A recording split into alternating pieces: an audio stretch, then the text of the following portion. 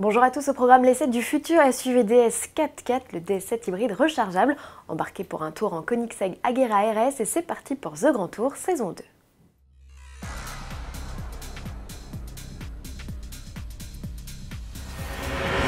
Trois nouveautés françaises se partagent la vedette en cette fin d'année 2017, l'Alpine A110, le Dacia Duster et le DS7 Crossback. Trois modèles dont vous pouvez retrouver sans plus attendre les essais sur notre rubrique dédiée essai.autoplus.fr.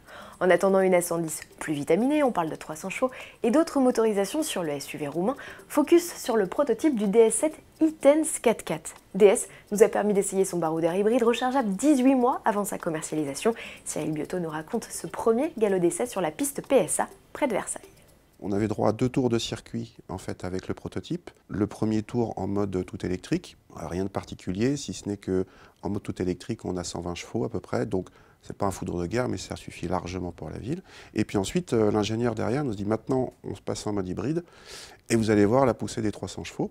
Et là ça n'a pas très bien marché, on n'avait que le moteur thermique des 200 chevaux à l'avant et on sentait bien qu'il n'y avait pas 300 chevaux. Il a fallu le troisième essai le lendemain. Et là, on avait des prestations à peu près conformes à ce qu'on va avoir dans 1 an et demi.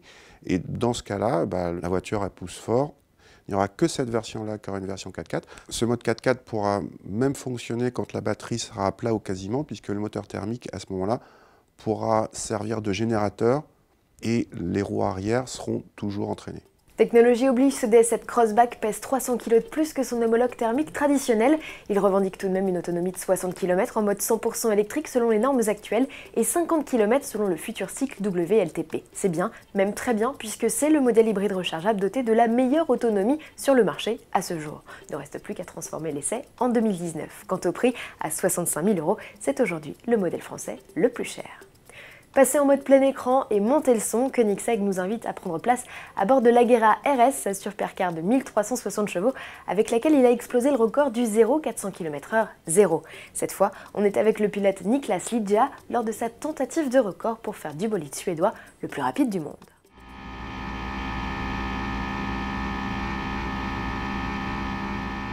Concentré comme jamais pour maintenir le cap, le pilote a accompli sa mission avec succès. Lors de ce run, il a atteint les 457,94 km/h, qui pourra désormais rivaliser Bugatti et sa Chiron, ou Hennessy avec sa Venom F5, qui annonce sur le papier une Vmax de 483 km/h. C'est le grand jour pour The Grand Tour. Le premier épisode de la 2e saison est disponible dès à présent sur Amazon Prime Video.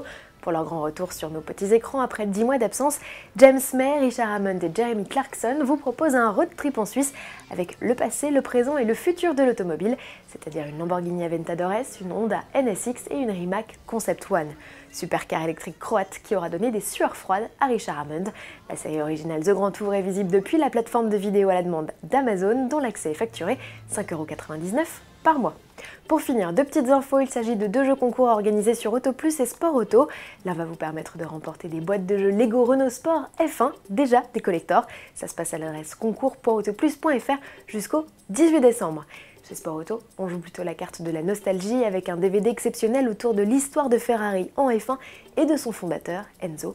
Jusqu'au 15 décembre, 20 DVD de la course vers l'immortalité sont en jeu. Bonne chance à tous et à lundi.